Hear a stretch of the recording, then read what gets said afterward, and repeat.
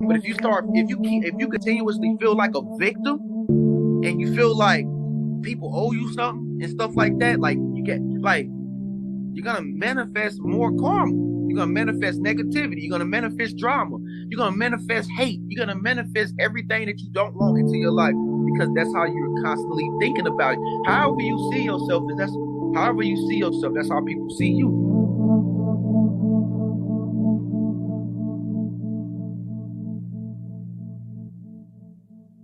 But if you woke up today, like I had many different options to wake up and feel all kind of ways, but I chose to be happy, prosperous. So when I woke up today, prosperous, bing, I got a message from you. You reconfirmed to me that I am prosperous. But because I could have missed this call today, if I would have woke up and I was in the feeling of defeat, I was in the feeling of lack, I was in the feeling of I don't have $30 million in my bank account, but I do.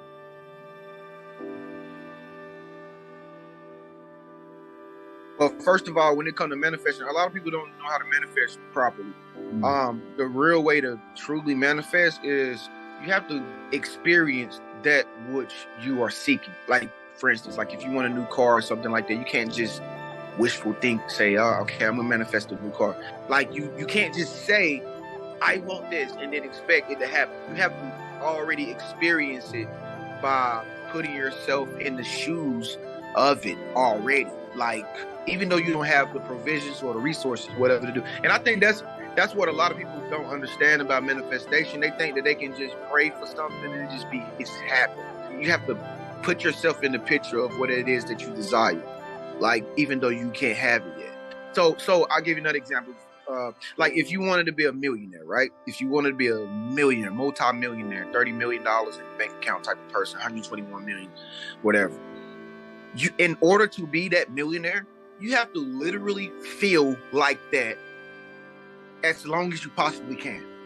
So that means that even though you don't have $30 million in your bank account, you got to literally walk around all day and just feel like you have $30 million in your bank account. Now, like I said, the problem with a lot of people is they can't conjure up how that feels because they're looking at their present circumstances and they're saying, well, I can't do it. I stay in a shack, But feeling is priceless. You can change the way you feel right now.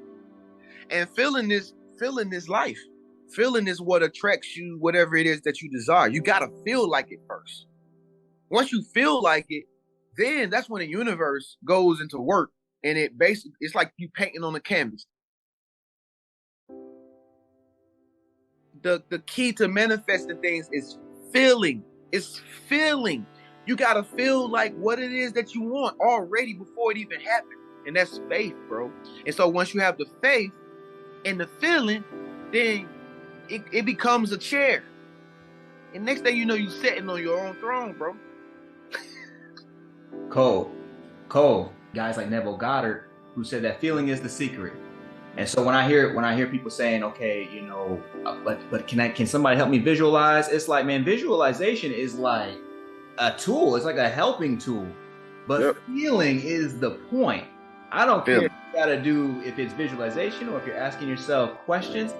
It doesn't really matter to me. Do you have the feeling? Because what good is it to have an image in your mind of you rolling in a car if you don't believe it? Mm-hmm. You know that's all. You want to be in the Maybach, but you don't believe it. But you visualize it, but you don't believe it. You don't really believe it. You don't really believe that you deserve it. You don't really believe that you're worthy enough to ride in the back of a Maybach. You still trying to drive. That's right. And so what happens is people start to lose faith in faith and start to do what I call manifest depressed, which is they got all this negative feeling, but still trying to hold on to this image of themselves in the Benz or the whatever. And the issue is that the feeling is contradicting the visualization, and the feeling is always going to win. Here's what I'm saying to you. If you can just feel it and you couldn't visualize it, that would be enough.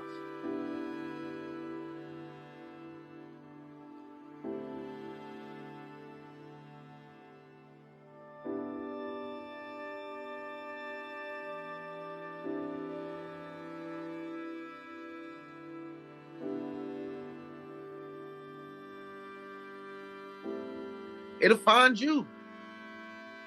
The universe is like water, bro. It's like water. It doesn't know any better. It doesn't know any limits. However you feel, the events that's gonna happen today is gonna align up with how you feel. If you feel like you're in first place, if you feel like you're always on time, lo and behold, when you get out there and you drive your car, you going down the street, I guarantee you, all them lights gonna turn green. That's how it. That's how it works.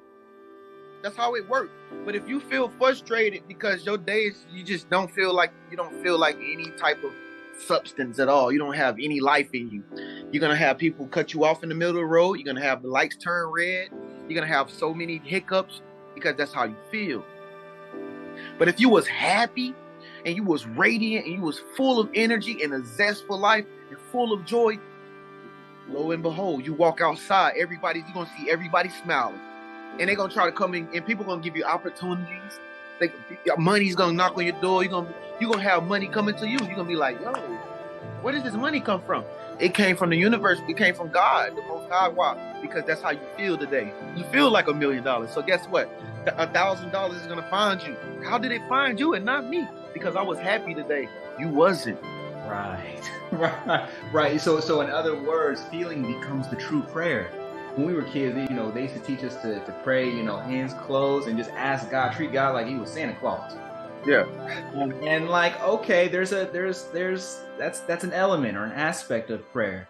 But when you start talking about feeling, right, God now responds, giving you that which you feel. In other words, whatever you're experiencing in your outer world is but a symbolic representation of what's happening in your inner world.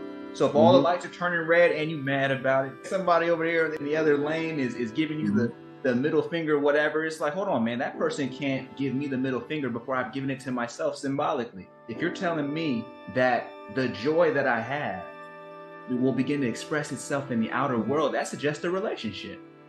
That suggests a relationship between the internal reality I have and the external reality I experience. If that's the case, the number one priority is to make sure this inner being is clear. You gotta X out all the negative toxic thoughts, man, about what you can't do and what's not gonna happen and how it's not gonna work. Just gotta get rid of the devil, bro. And you just gotta start thinking, golly, like, I can have anything I want. And that is how we supposed to think, bro. That's how we supposed to be naturally thinking as divine beings. We supposed to feel limitless, powerful, great. Like, I can have this, I can have that.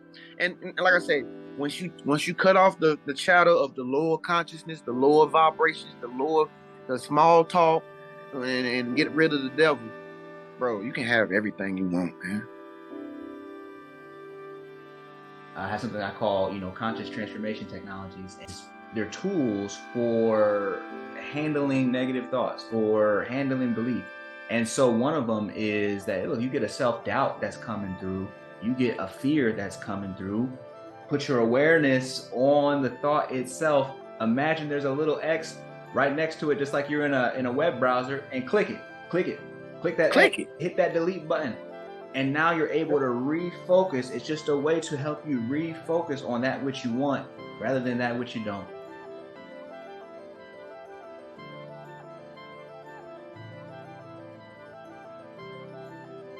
See, a lot of people see God as like a person. God is not a person. The devil is not a person, bro. It's a spirit.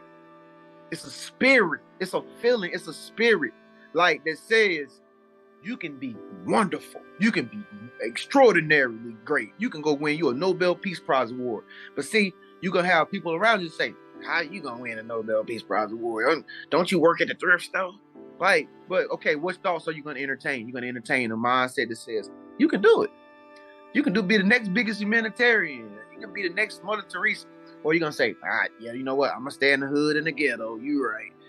Who am I to say that I'm going to win a Nobel Peace Prize award? So that's how you manifest anything you want. It's a matter of you sitting around by yourself when you got all this free time to think and however many thoughts that are going in your direction and that are teaming up with you to say you can do anything you want. And if you entertain those thoughts, it'll come.